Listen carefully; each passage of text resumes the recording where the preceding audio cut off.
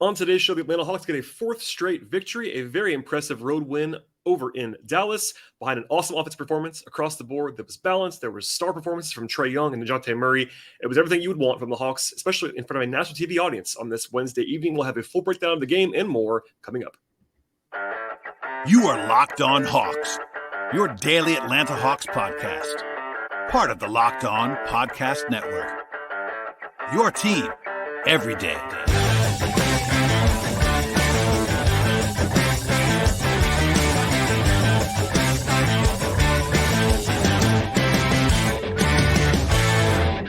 Hello, friends. Welcome to episode 1392 of the Locked On Hawks podcast. I am your host, Brad Rowland, coming to you on a Wednesday evening into Thursday. And thank you for joining us, as always, on the podcast, making sure first listen each and every day. Check out the Locked On Hawks podcast across podcast platforms, Apple Podcasts, Spotify, Stitcher. Also, we're over on YouTube and anywhere you get your podcasts. And today's show is brought to you by BetOnline. BetOnline has you covered this season with more props, odds, and lines than ever before. BetOnline is where the game starts. And today's show is going to be diving into what became a very impressive win for the Hawks, 130-122 over in Dallas in front of a national audience on ESPN. Of course, always nationally, it's talked about as the battle between Trae and Luka, but that wasn't what this game was.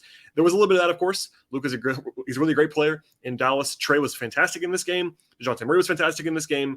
But the real headliner was the way the Hawks played as a team on offense. They were very balanced in this game, and they've now won 4 games in a row for the first time all season. Yes, the first time all season. This is game 45. They had not won 4 games in a row. In fact, there was only the second time all year long they've actually won at least 3 games in a row, and they're now above 500 again at 23-22 for the first time since before Christmas. So the Hawks, again, have been playing very well recently. There's been all the organizational stuff off the floor.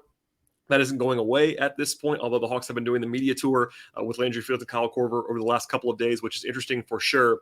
And we'll have some of that in the future, I'm sure. And by the way, I talked a lot about the Hawks off-court stuff, etc., on Monday evening into Tuesday. So if you missed any of that, that should be available in this podcast feed. But today's show is going to focus on this game, and we'll dive into the game right now. So Dallas is now lost 5-6, after actually including this one. They're a very good offensive team and a so-so defensive team. That was definitely the case in this game, and it has been that way all year long. This is the first game of the season between the Hawks and the Mavs. Of course, every game is seemingly on TNT or ESPN, whatever Trae and Luka get together. And only the 7th game ever, though, between Trae and Luka. Dallas now leads the series 4-3 in those 7 games, but it was 4-2 coming into the night. Last year was a 1-1 split between the Hawks and the Mavs, with both teams winning at home. So going on the road here and winning this one is pretty impressive for Atlanta. As it was the other day, the Hawks had a clean injury report in this spot. Always nice to have. Hasn't happened very often in the last couple of years for the Hawks, but other than Capella still being restricted in minutes. And by the way, Lauren Jabara of Valley Sports Southeast reported and talked to Clint that his expectation was about 23 minutes. And by the way, he played exactly 23 minutes in this game. So that was definitely the cap on Capella in this game. And at that number, they still started Okongwu in the spot, which makes sense. But Capella sort of easing his way back in looks pretty good to me as he's been playing in recent days. And again, no injuries at all for Atlanta. The Mavs were without 2 of their key guys, not their stars by any means, but Maxi Kleber is still out for Dallas, as well as Tim Hardaway Jr., an old friend, of course, of the Hawks. And they actually got 2 guys back in this game to Dallas.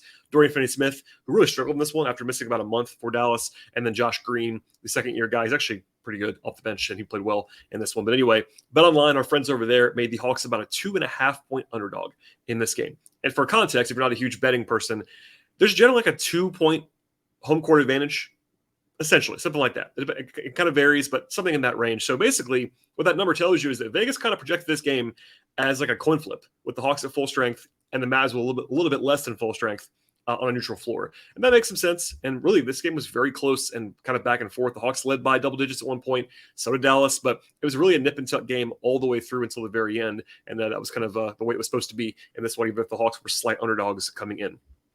Early on, the Hawks offense was just cooking, and it was the entire night. They scored 40 points in the first quarter. Yes, 40 points in the first quarter. They scored 4 points in the first 30 seconds or so. It was DeAndre Hunter on Luka Doncic, as you might expect, as the primary assignment. He did a pretty good job in this game, although things got off the rails a little bit later. Not in a bad way, just the way that the Hawks kind of had to navigate this game because of all the fouls they got. There's lots of whistles in this one. I'll try not to repeat myself too much, but the Hawks certainly did not get a friendly whistle in this game. On the road, you kind of expect a little bit of home cooking sometimes for the opponent, but I thought it was pretty favorable to Dallas at times in this game. Anyway, Hunter is by far the best option defensively against Luka on this roster. No surprise there. But the Hawks really played aggressively, almost like playoff style against Luka in this one. They blitzed him a lot in pick and roll coverage, which, without going crazy into that right now, the Hawks don't really do that very much. In fact, it's kind of rare. I asked my friend Cliff Willis, who's a great analyst who's been on this podcast many times, to kind of reflect on how often the Hawks were doing that. And basically, Atlanta never does this like as regularly as they did in this game. And that's because Luka is sort of a unique talent, and the Hawks were trying to get the ball off his hands. That was effective at times, not effective at times, but it definitely is some respect shown because the Hawks don't really do that and game plan that way very often. Dallas didn't kind of maybe set as many screens early on because they sort of adjusted that. But other than that, the theme of the early going was the Hawks getting to the rim and getting to the paint. That was really encouraging. They had scored their first 10 points in the paint in this game. They were pretty, I think, intentionally trying to attack. The Hawks did take a lot of floaters in this game, so it wasn't like they were getting all the way to the rim, all the way through, but they were definitely getting into the paint and getting deeper into the paint than they have been for most of the season, which is really good to see. And Dallas is below average at protecting the rim. That was the theme in this game as well. They're also bottom 5 in free throw attempts allowed, which was kind of giving the Hawks free reign to go into the rim and get some foul calls and be more aggressive attacking. The Hawks led by 7 points by the middle of the first quarter without making a shot from outside 6 feet. So it's definitely an emphasis early on to get to the rim and get close to the rim.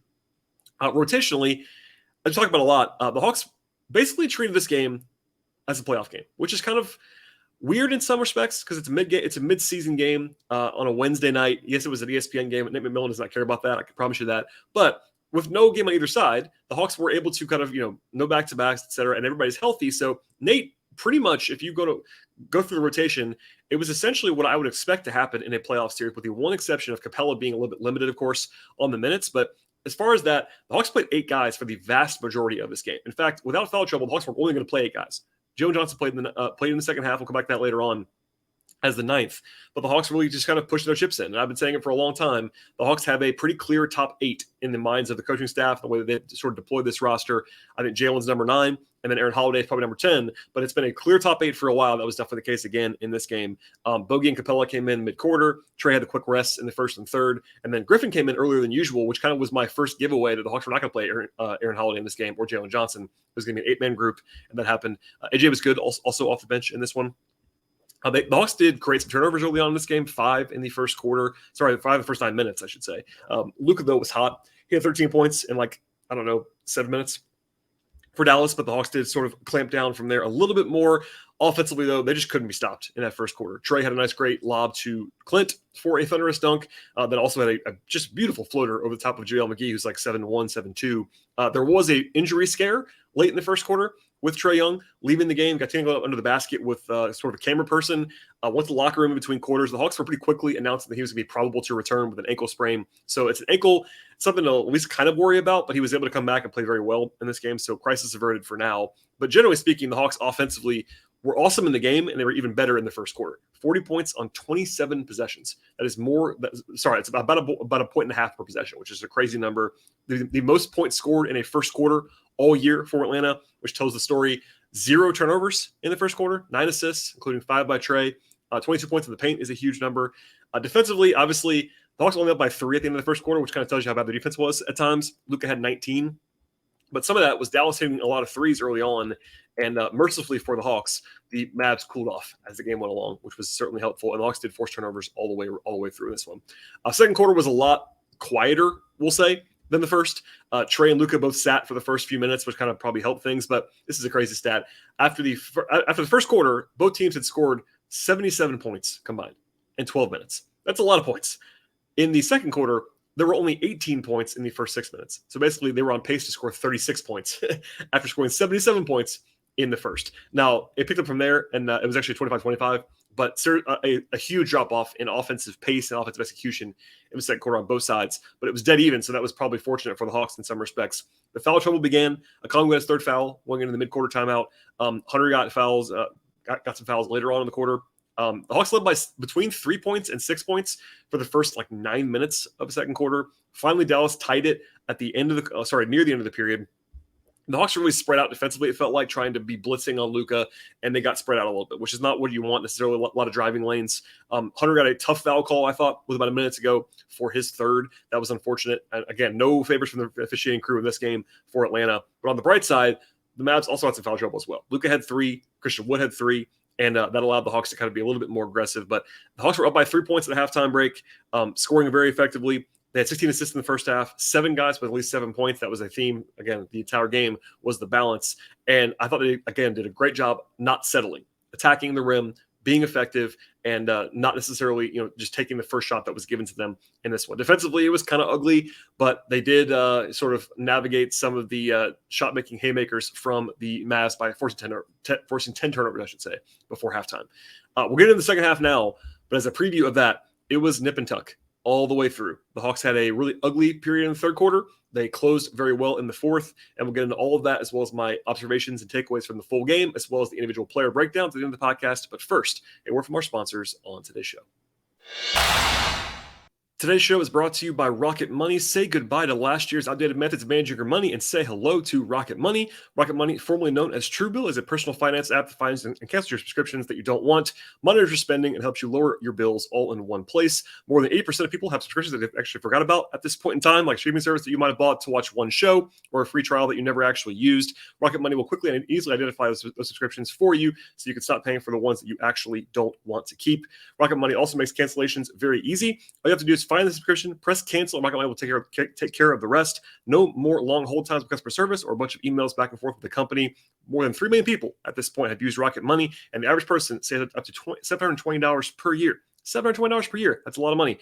Rocket Money is huge for someone like me. Actually, has to manage a lot of subscriptions for various jobs, or saving multiple times from forgetting about something or paying for something that I actually don't want to keep. So it's been huge for me in my financial life. And you can stop throwing money away. Cancel the subscriptions right now that you don't want and manage your expenses the easy way by going to rocketmoney.com/LockedOnNBA. One more time, that is rocketmoney.com/LockedOnNBA. All right, so the third quarter of this game was a roller coaster all in one. If you just saw the box score, you would see the Mavs winning the quarter 35-33. That was not telling the whole story because it was up, it was down, and it was basically kind of a miracle. I thought the Hawks only lose that quarter by 2 points. But early on, Hunter got his fourth foul within about the first 9 seconds of the second half. They went to Bogey in his place.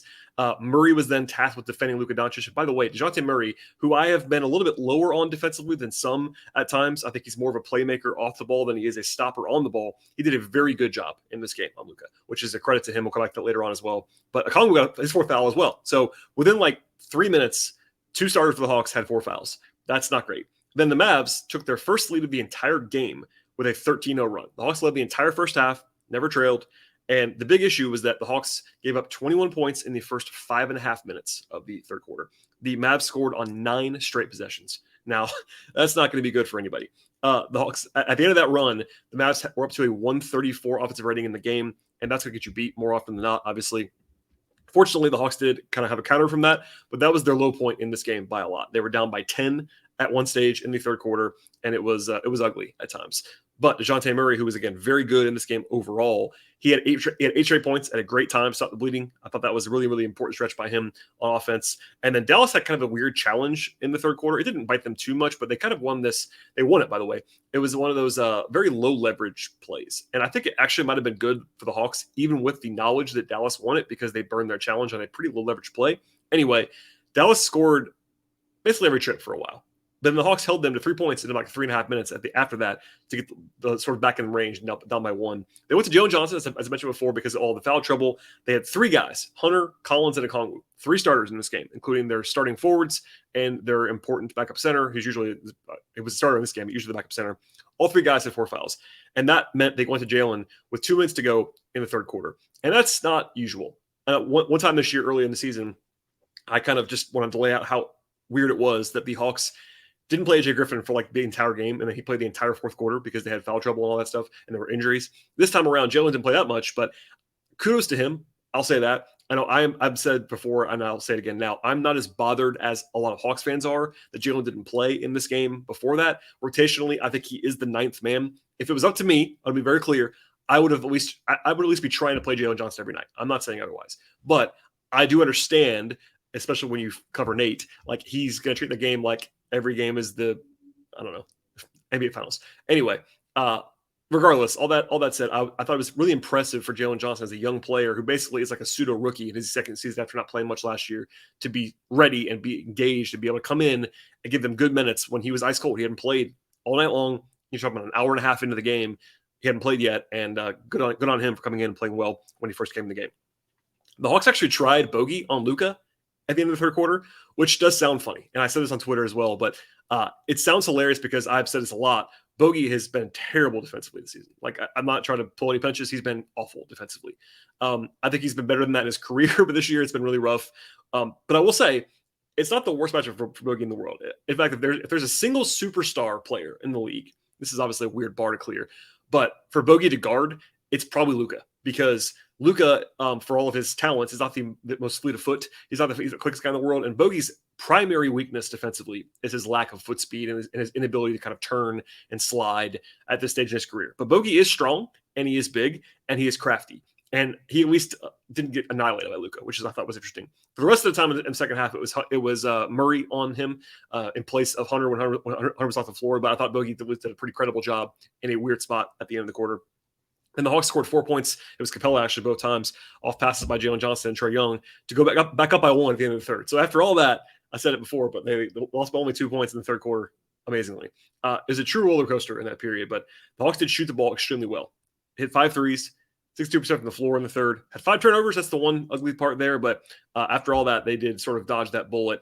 And in the fourth, they stayed with Jalen for a while, which I thought was the right move again.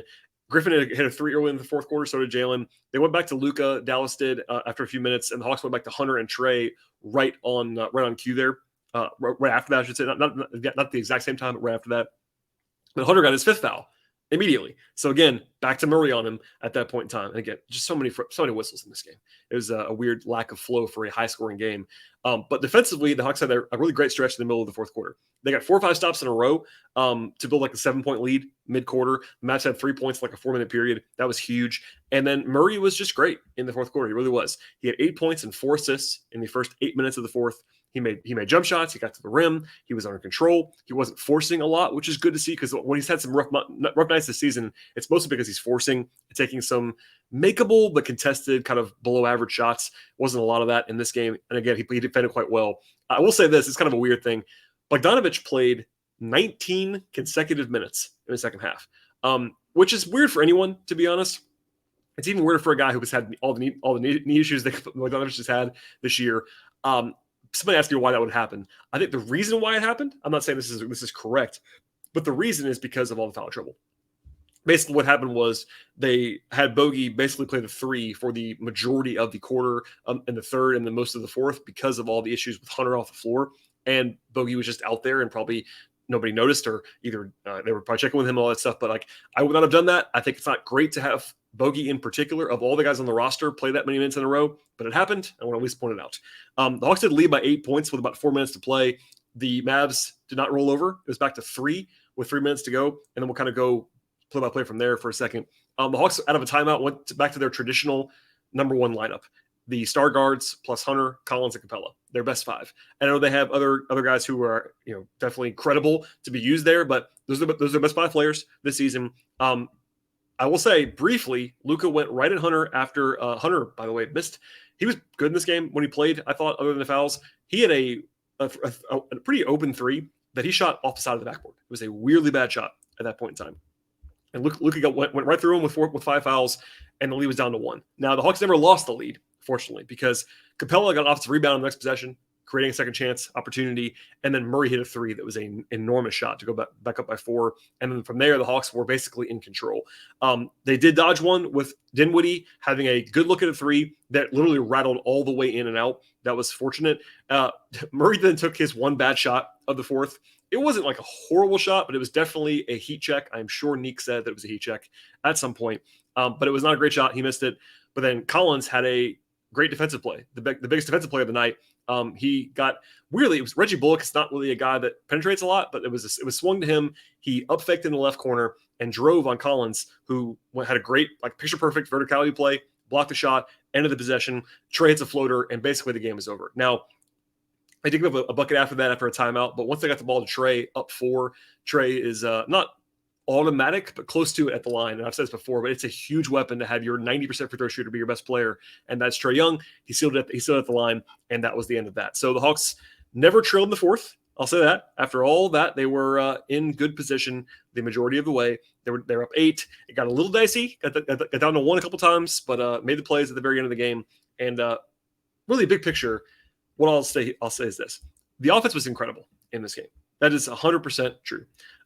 They scored 130 points on 98 possessions. That's more than a 130 offensive rating, obviously, if you do the math on that. I don't care who you're playing against or where it is. Number one, it's a road game. Dallas is not a good defensive team. That is important to keep in mind. This is not like they're playing the Celtics or the Bucks or the Cavs or whoever you want to say, Memphis. But they were playing a good team.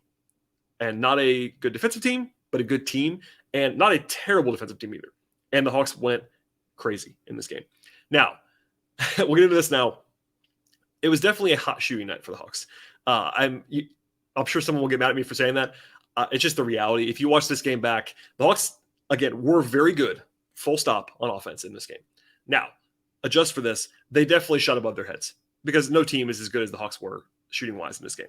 They were 60% on twos in the game. That's not crazy, by the way, but 50% on threes. That is a pretty high number, even though not huge volume. And they were 19 and 20 at the line. If you're going to shoot like that, you're going to win more often than not. Also, they were 22 of 40 on mid-range attempts. That's a huge volume number on floaters in particular, and a really good accuracy number. Anytime you're shooting more than 45% on twos, you're in good shape. And the Hawks were at like 50 plus. So that's a pretty good number. Also, 56 points in the paint is actually a good number. That's very effective. But even with the caveat, the Hawks did shoot above their water in this game. They were still really good process-wise. 28 assists, 12 turnovers. That's a really good ratio. They were good on the offensive glass. They had 7 guys in double figures. They attacked effectively. It was a good game plan. And I'll say this, I know Hawks fans especially do not like anything that's positive about Nate McMillan. I thought the Hawks were very well prepared for this game on offense and defense. They attacked Dallas's weaknesses pretty effectively in this one on both ends of the floor, offensively in particular, attacking the rim where Dallas is very vulnerable. They're a below average team near the rim. They foul a lot, and they don't really have a great rim protection setup, especially without Kleber. Like Christian Wood is a below average defender. JaVale McGee doesn't play a ton for them. They are not great on the interior, and the Hawks knew that and emphasized it. Defensively, it wasn't fantastic. We'll say that. A 126 defensive rating. That's going to get you beat a lot of the time, but they were better in the fourth. I'll say that. They held the Mavs down to an effective 25 points in the fourth quarter, and they threw a lot of stuff at Luka Doncic. Now, Luka had 19 in the first quarter, ended up with 30 and 8 assists. Like, he wasn't bad, but he wasn't, like, dominant after the first quarter. He really wasn't. He had 7 turnovers in the game. That's a good number for the Hawks to be forcing. And they had him under control for the most part, despite all the foul trouble. And I thought they did a good job mixing it up. They blitzed him. They obviously played traditional defense. They switched on him a little bit. They were throwing different guys at him. It was Bogey, it was Murray, it was Hunter. They have good bigs to be effective on him when he's sort of in space. He's not going to like embarrass Clint Capella or Onyeka Okongwu or John Collins in a switch. So the Hawks did a good job defensively in this game on Luka in particular. Now the rest of it, what are you going to do? But the Mavs did shoot the ball well from 2-point range. They were 28 of 42 on twos, so like made 2/3 of those. But from 3, they cooled off a lot. They made 6 in the first quarter, only 16 in the game. Now they still took a lot of threes and made a lot of threes, but nothing out of the ordinary for Dallas, and only 24 free throw attempts allowed. So I'm not going to tell you the Hawks played well defensively, but they did a good job as the game went along and dodged some bullets. And offensively, they just sort of rode the wave to a fantastic performance and an overall win that was notably impressive in this spot.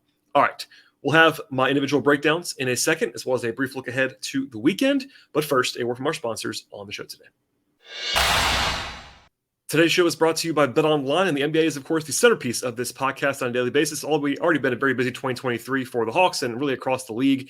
There's also plenty of football going on right now, including a bunch of NFL action, playoff showdowns coming this weekend especially, and plus you have hockey and college hoops, other stuff going on across the sports world. The action never stops, and BetOnline is the number one source for your wagering information, stats and news this season. Get the latest odds and trends for every pro and college league out there. BetOnline, and that includes the latest in soccer and esports and golf and tennis, auto racing, horse racing, entertainment bets, and much more. BetOnline is also very useful, engaging the latest on the Hawks. I have the point spreads each and every game, money lines, over-unders, player props, all that fun stuff, to all the future market stuff as well, with regard to if the Hawks can win the division or win the conference or win the title even, or even individual award stuff. It's all there at BetOnline. BetOnline is the fastest, easiest way to get your sports betting fix. And if you love sports podcasts, you can also find those at BetOnline as well. Check out BetOnline either on your mobile device or on your computer to learn more about all the trends and the action in the sports world. BetOnline, where the game starts.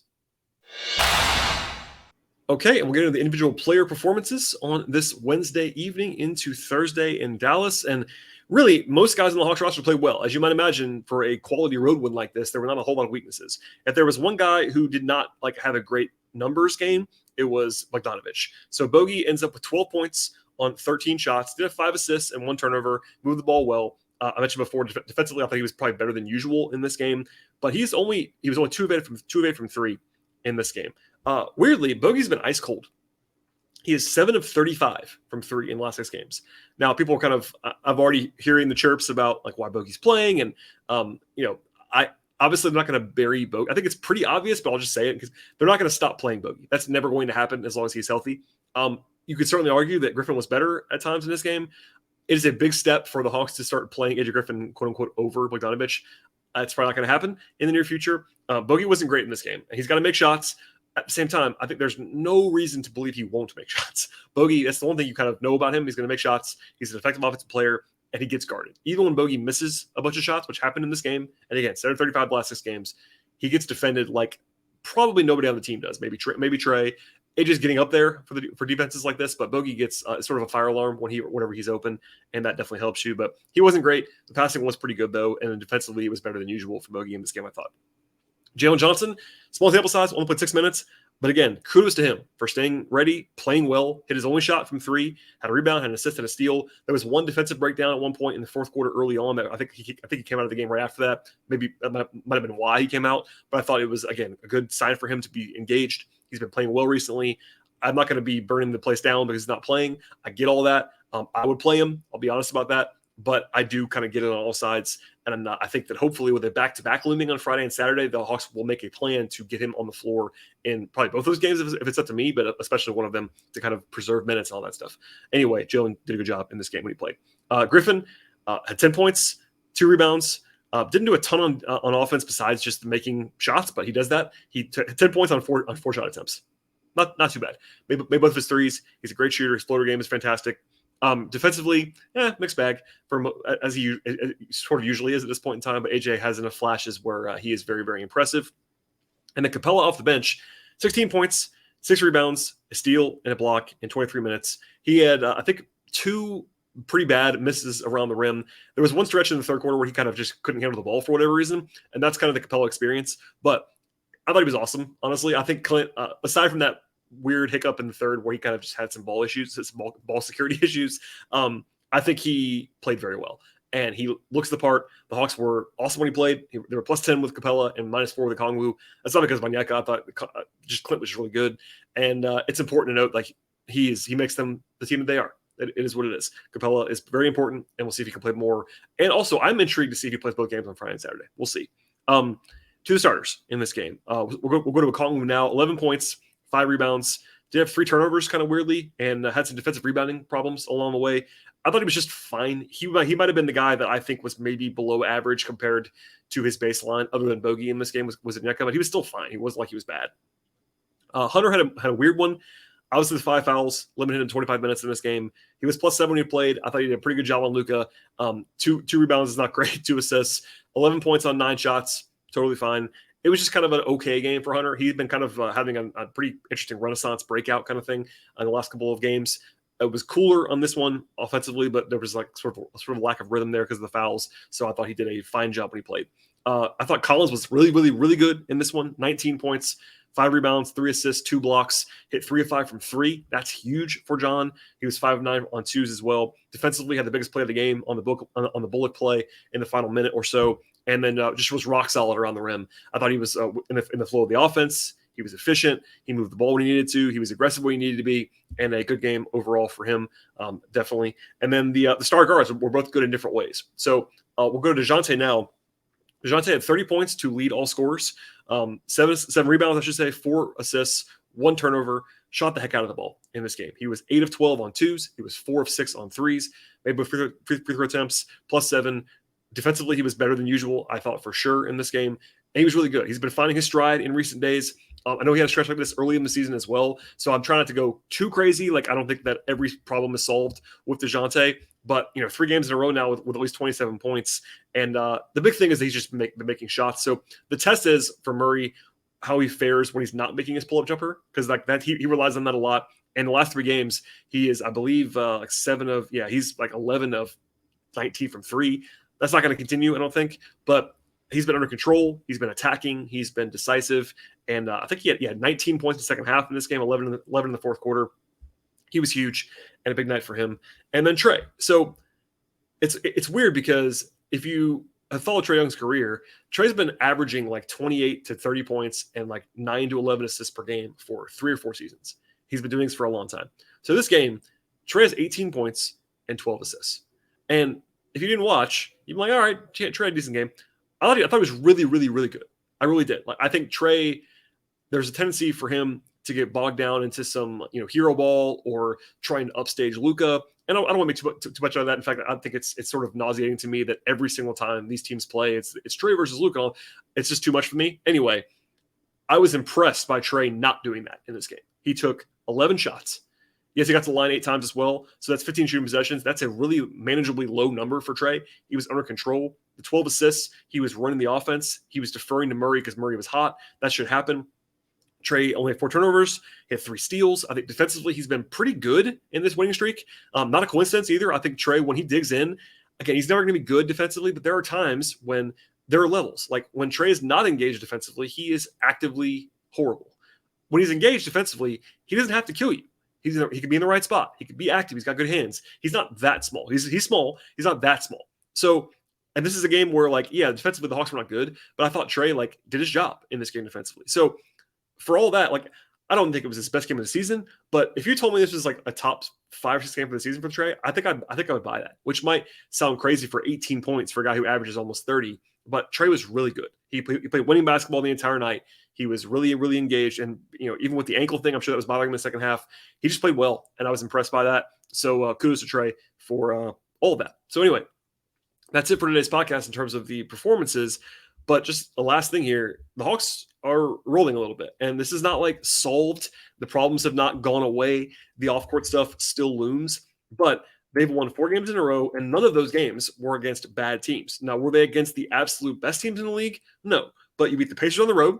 Pacers are playing well this year. You beat the Raptors on the road in a place that you hardly ever win. You beat the Heat at home, a team that has owned you in the recent past. And then you go to Dallas and win. And Dallas is a good team. Dallas was a conference finals team last year. Now, they're worse this year than they were last year, but still, that's a playoff team in the West. And you go on the road and win that game. So a very impressive run by the Hawks here. And I guess I sort of joked about this, but I think it's kind of hilarious. I guess there might be just a rule somewhere the Hawks are not allowed to be good until the second half of the season. Obviously, this run started in game 42, which again is the start of the second half of the season, which is so funny to me. It's obviously more just coincidental, but it's definitely a little bit funny that the Hawks, after the last 2 seasons, when it had these strong closes of the season, this year they start out 19 and 22 in the first half, and now they're 4-0 in the second half. It's kind of funny, but it's still a thing that's been happening. So from here, the Hawks return home on Thursday, and then they have a back-to-back on Friday and Saturday. Very manageable. The Knicks are the opponent on Friday. The Knicks are playing quite well this year. They actually lost tonight at home to the Wizards, which is kind of a bad loss for New York. But overall, they actually have a 2-game lead on the Hawks, or maybe 2.5 game lead on the Hawks at this point. So that's a game where the Hawks, I think, will be favored if they're at full strength at home, but not a walkover by any means. And then it's a home back-to-back, so they play the Hornets on Saturday. Now, no travel is a little bit easier back-to-backs. The Hornets are, shall we say, bad. And also LaMelo Ball got hurt tonight, unfortunately. So that is a pretty manageable stretch. I think the Hawks will be favored in both games, definitely be favored in a Charlotte game, barring a weird injury situation. So there's room here for a run if the Hawks want to keep it going. Obviously, no guarantees there, but they've been better at home than on the road this year. They're 12-9 at home. And I think there's a lot of good momentum on the court. Guys seem to be having fun playing basketball, which is not a small thing. I think this is a professional basketball. It's not always about having fun, but when the vibes are good and the team is playing well and the wins come, things just inherently get better. There's going to be a lot of attention on the Hawks in the rumor market in the next couple of weeks. I have some stuff to touch on a future podcast about the latest on the trade rumor stuff, and that's all looming. I promise you we'll get to that in the future, but February is looming now, and the Hawks are playing well, and the feeling around the team is a lot different than it was just a few days ago when all of the organizational turmoil started bubbling even more to the surface than it actually is now. Winning cures all in the NBA is a famous thing that's always said, and it's probably because it happens to be true. Anyway, that'll do it for today's podcast. Please subscribe to the show. Please tell a friend about the podcast. And again, all the places that you can find podcasts, you can find us, whether it be Apple Podcasts or Spotify Stitcher, we're on the Odyssey app, we're on Google Play, all those places. If you like to find the show and you cannot find it, please let me know. I will get you pointed in the right direction. We're also on YouTube, where it's definitely easy to subscribe there as well. If you want to support the podcast, the best thing to possibly do is to subscribe and auto-download across multiple platforms. I'm not above asking for that. If you want to go ahead and set it and forget it on to auto-download on Overcast or whatever, that's very helpful to boost the podcast and help our sponsors and all that fun stuff. And also, follow us on Twitter at Locked On Hawks. Follow me on Twitter at BT Rowland. Follow my written work over at patreon.com/BT Rowland. I appreciate everyone listening to the podcast, checking us out today. We'll be back again later in the week with full coverage of the weekends back-to-back and much more. And again, one more time, thank you for listening. We'll see you next time.